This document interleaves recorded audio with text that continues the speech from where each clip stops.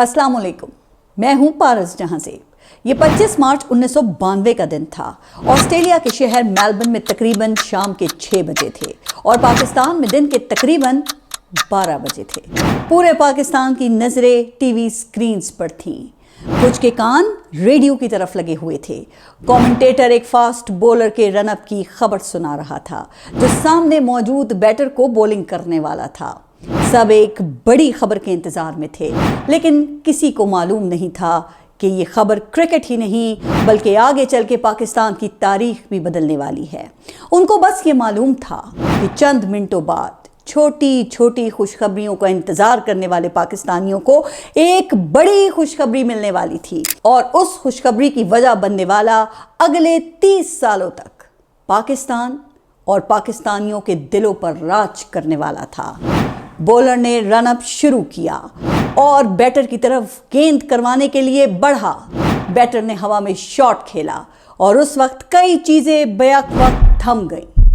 वक्त थम गया, लोगों के दिलों की धड़कन थम गई, शायद समंदर की लहरें भी 1 मिनट के लिए थम गई। बस सबकी नजरें हवा में परवास करती गेंद की तरफ थीं।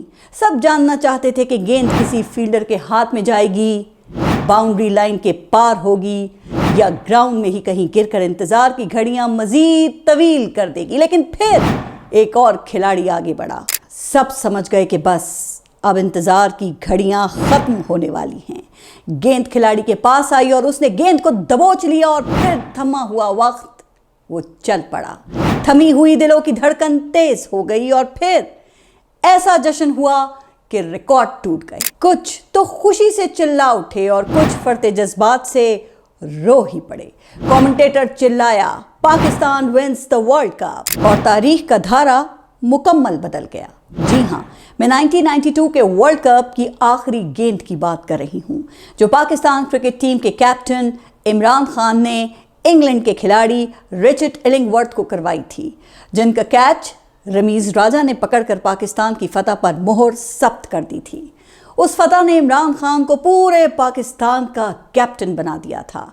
वो इमरान खान जो शर्मीलेपन की वजह से बाउंड्री के पास खड़े होने से घबराते थे, आगे चल के लाखों के मजमे से खिताब करने वाले थे और करोड़ों लोगों को अपनी तकारीर से महसूर करने वाले थे। तो फिर आइए इमरान खान की ज़िंदगी के हालात पर एक निगाह डालते हैं। इमरान खान अपनी किताब में लिखते हैं कि मेरी वालदा हर रोज़ रात को हमें एक कहानी सुनाया करती थी जो मजहबी होती थी, जिनमें एक अखलाकी सबक होता था। हज़रत मूसा, फ़िरौन, हज़रत यूसुफ और रहमतुल आलमीन के बारे में। हर शब वालदा हमें दुआ मांगने की याद दहानी कराती। इमरान खान के वालिद इकरामुल्लाह नियाज़ी का ताल्लुक़ पठानों के नियाज़ी कबीले से था, जबकि वालदा का ताल्लुक़ पठानों के बरकी कबीले से था जो जंगजू कबीला माना जाता था।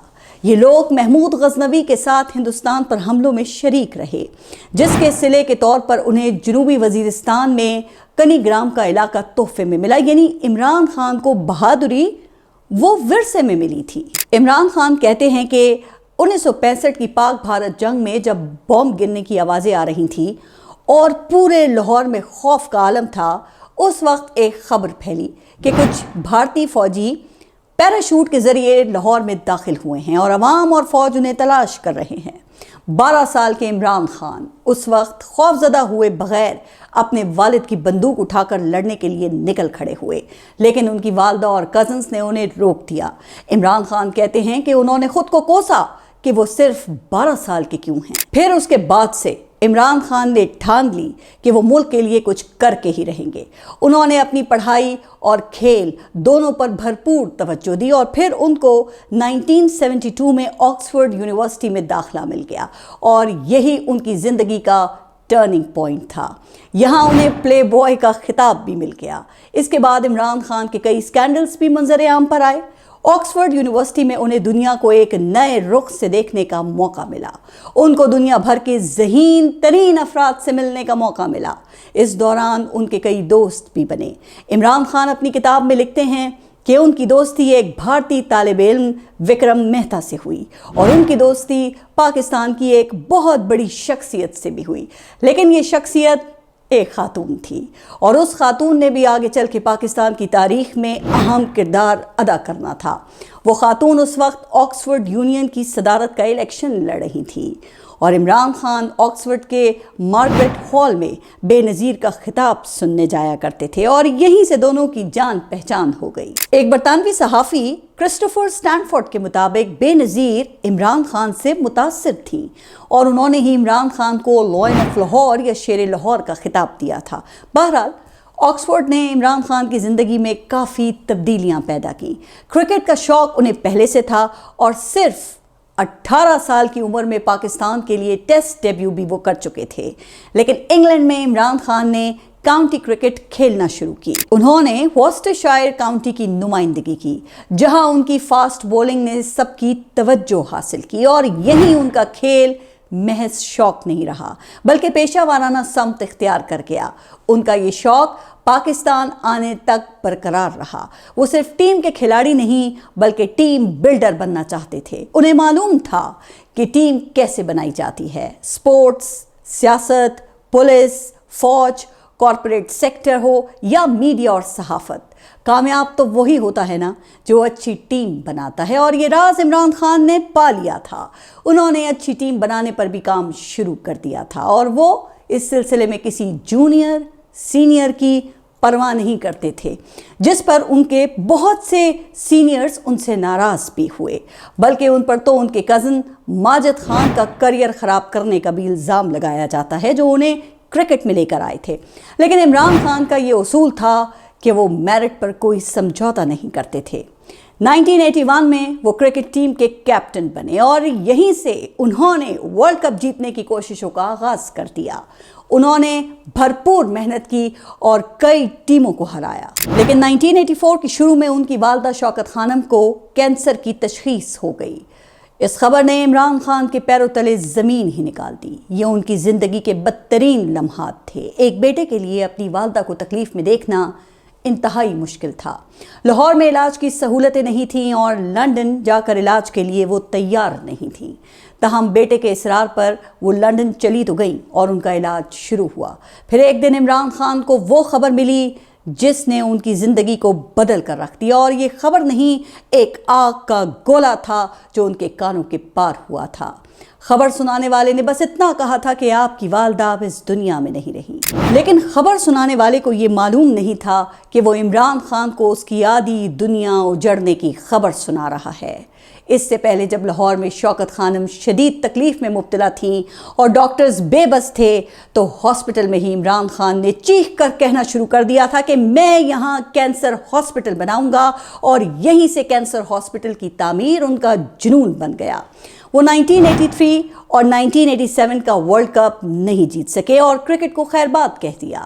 انہیں کئی لوگوں نے کرکٹ سے ریٹائرمنٹ کا فیصلہ واپس لینے پر راضی کرنے کی کوشش بھی کی، لیکن وہ راضی نہ ہوئے۔ پھر اس وقت پاکستان کی ایک طاقتور ترین شخصیت نے عمران خان سے ریٹائرمنٹ کا فیصلہ واپس لینے کی درخواست کی۔ بالآخر انہوں نے ریٹائرمنٹ کا فیصلہ واپس لے لیا، اور یہ درخواست کرنے والے کوئی اور نہیں بلکہ پاکستان کے طاقتور ترین صدر جنرل ضیاء الحق تھے۔ تاریخ نے عمران خان کا یہ فیصلہ درست ثابت کیا اور بالآخر انہوں نے کرکٹ ورلڈ کپ جیت ہی لیا۔ اب ان کی پوری توجہ کینسر ہاسپٹل کی تعمیر پر تھی۔ عمران خان پاکستان کی مشہور ترین شخصیت بن چکے تھے۔ لوگ ان کے دیوانے تھے۔ عمران خان کی ایک اپیل پر عوام نے خزانوں کے منہ کھول دیے۔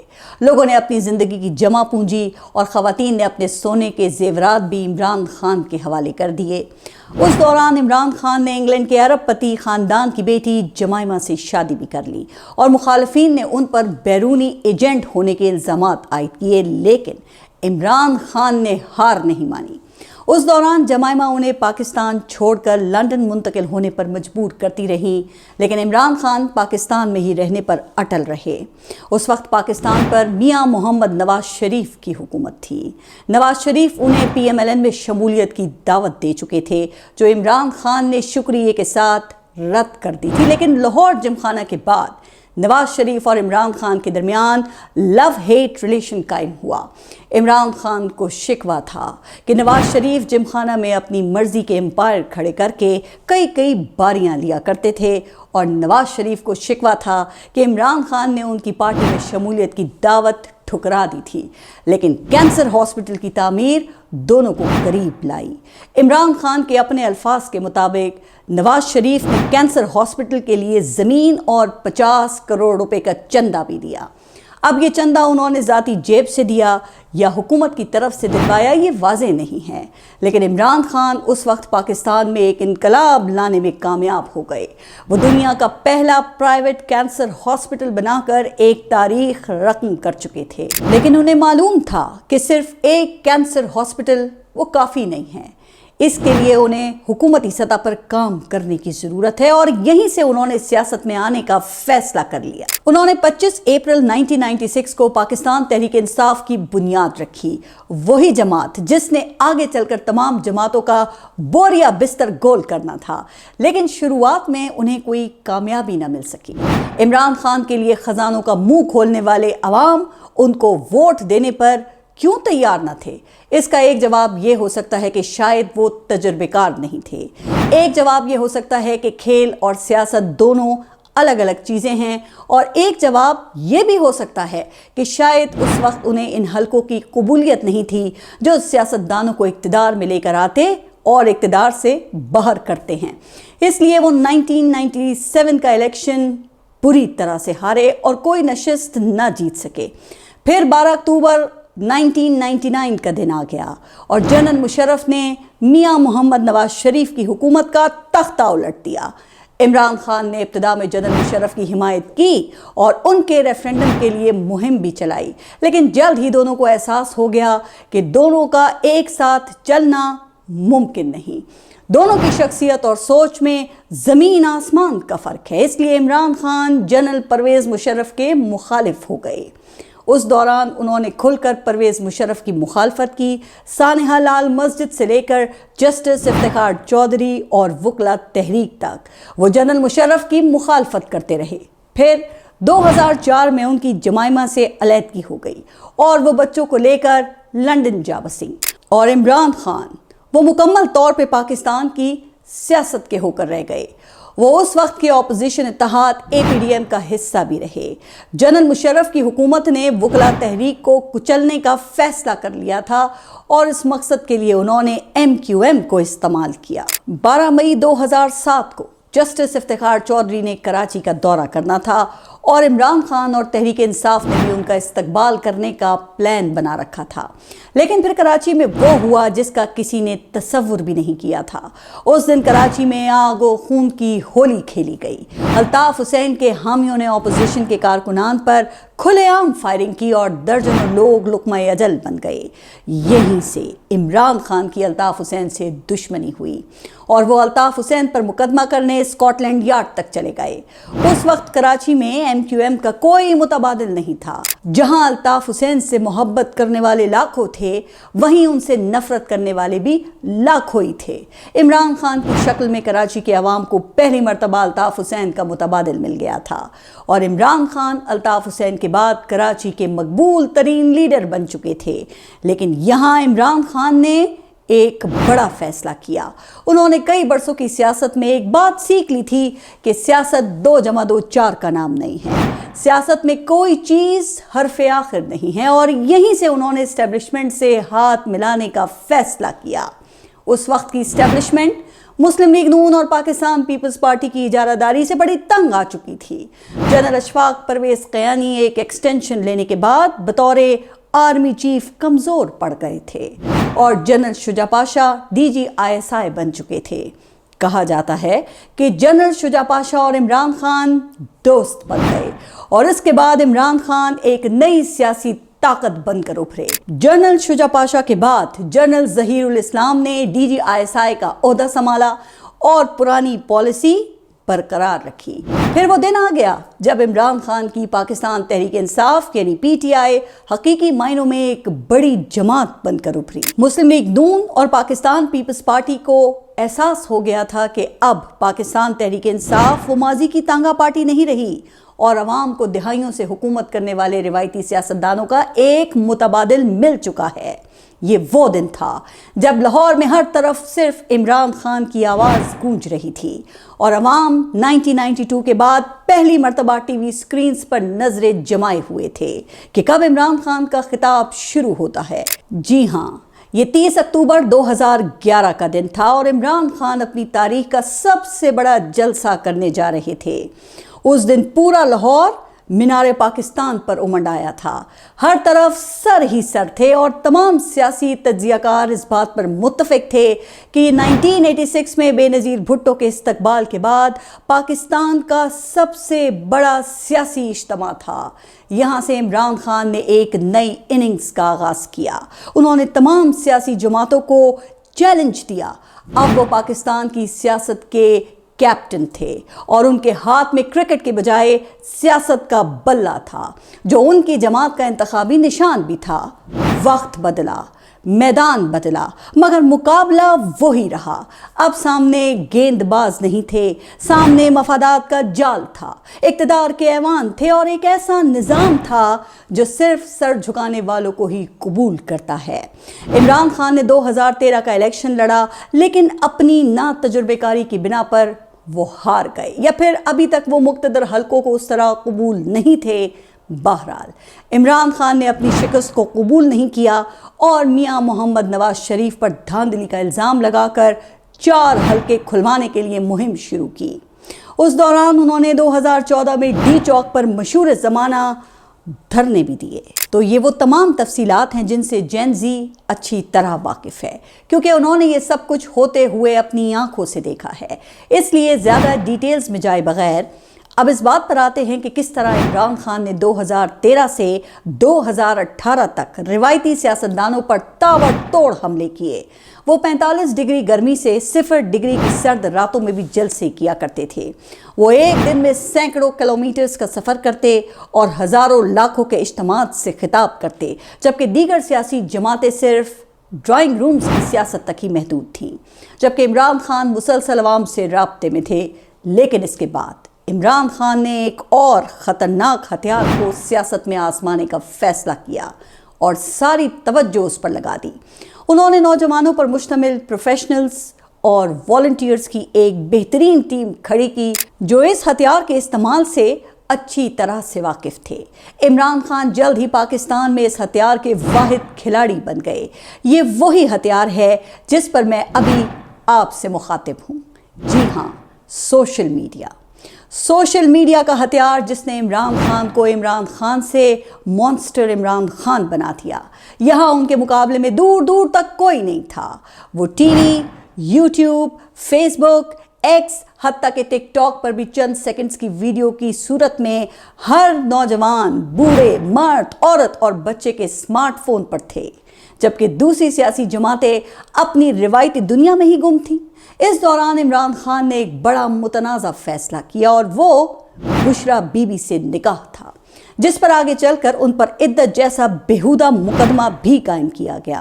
اس کا ذکر کرنا بھی ہماری نظر میں اخلاقیات سے گری ہوئی حرکت ہے۔ ایک خاتون کے کردار سے لے کر ان کی ذاتیات کو جس طرح میڈیا پر اچھالا گیا، وہ کم از کم میری نظر میں تو تمام خواتین کے منہ پر تماچا ہے۔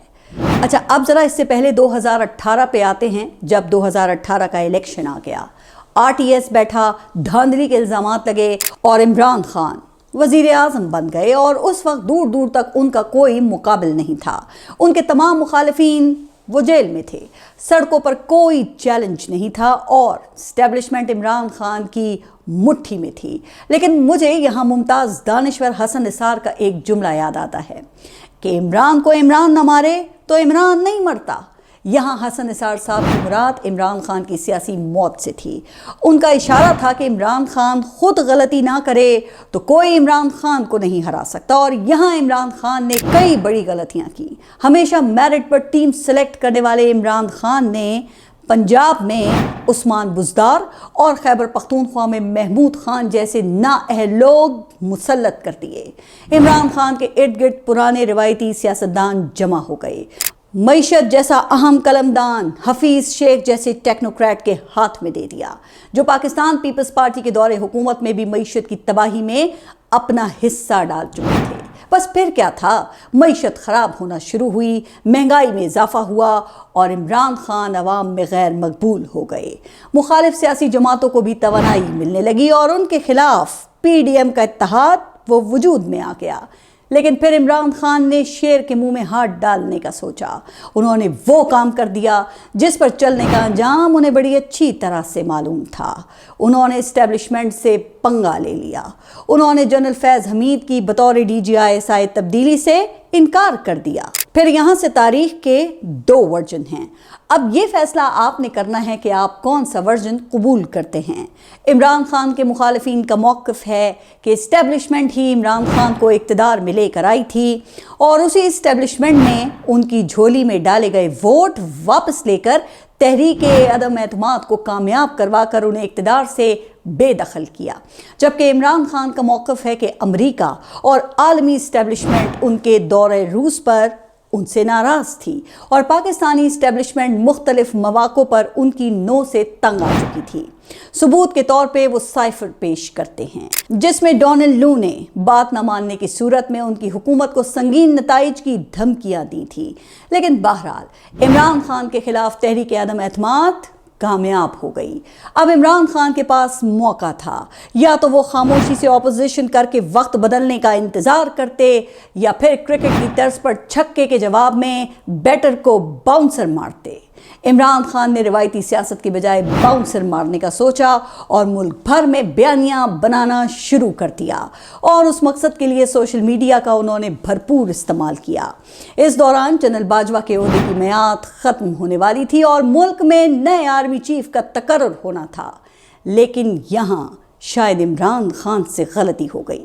उन्होंने इस्टेब्लिशमेंट की ताकत का गलत अंदाज़ा लगाया और तारीख में पहली मर्तबा किसी आर्मी चीफ के ओहदा संभालने से पहले ही उनके खिलाफ बयानिए का वो हिस्सा बन गए। यूं जनरल आसिम मुनीर की तैनाती से कबल ही उनके मामलात जनरल आसिम मुनीर से खराब हो गए।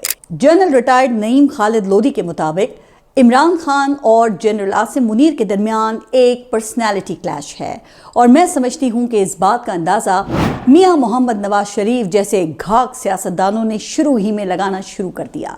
इसलिए वो हर कीमत पर जनरल आसिम मुनीर को ही आर्मी चीफ बनाना चाहते थे। बहरहाल general Asim Munir army chief बन गए, लेकिन इमरान खान ने यहाँ मिस कैलकुलेशन की। उनके बयानिए का रुख फौज की तरफ मुड़ गया और इसी बयानिए की आड़ में 9 मई का अफसोसनाक सानहा हो गया। इमरान खान इस सानहे से लाताल्लुकी इख्तियार करते हैं और इस सानहे का जिम्मेदार फौज को करार देते हैं। लेकिन ये भी हकीकत है कि फौजी अमलाक पर हमला करने वालों में पाकिस्तान तहरीक इंसाफ के कारकुनान शामिल थे और ये भी हकीकत है कि 9 मई के वाक़े में मुलविस कई रहनुमा एस्टेब्लिशमेंट से माफ़ी मांगकर इमरान खान के खिलाफ एक प्रेस कॉन्फ्रेंस करके साइट पर हो गए और 9 मई इमरान खान के गले का फंदा बन गया। इस वाक़े ने एस्टेब्लिशमेंट को इमरान खान के खिलाफ मुत्तहिद कर दिया। इसी वाक़े के बाद इमरान खान की सज़ाओं का सिलसिला शुरू होता है। वो तोशाखाना मुकदमे में 5 अगस्त 2023 को गिरफ्तार हुए। बुशरा बीबी भी गिरफ्तार हो गई और वो अभी तक जेल में ही हैं। इमरान खान शायद निज़ाम से टक्कर लेने वाले वाहिद सियासतदान हैं जिन्होंने अभी तक ना किसी से समझौता किया है और ना ही हार मानी है। उनके बदतरीन मुखालिफ कहा करते थे कि ये फलां ड्रग लेता है, ये तो 1 हफ्ता भी नहीं निकाल सकता। लेकिन इमरान खान ने ज़िंदगी के हर मोड़ की तरह अपनी सियासत के नाजुक तरीन मोड़ पर भी सबको हैरान किया है। उनकी दी गई तमाम एहतजाजी कॉल्स नाकाम हो गई। कुछ लोग डी चौक पहुंचकर गायब हुए और फिर 12 ज़िले क्रॉस करके पेशावर से बरामद हुए और कुछ लोग मुज़ाहमत और मफाहमत जैसी मिली जुली सियासत कर रहे हैं। जनरल फैज़ हमीद का तो कोर्ट मार्शल हो चुका है। पाकिस्तान भारत को एक जंग हराकर कई खारजा पॉलिसी की कामयाबियां हासिल कर चुका है, लेकिन इमरान खान वो डटा हुआ है। इमरान खान ने सर झुकाने से इनकार किया और इसी इनकार ने उसे हीरो भी बनाया और मुतनाज़ा भी।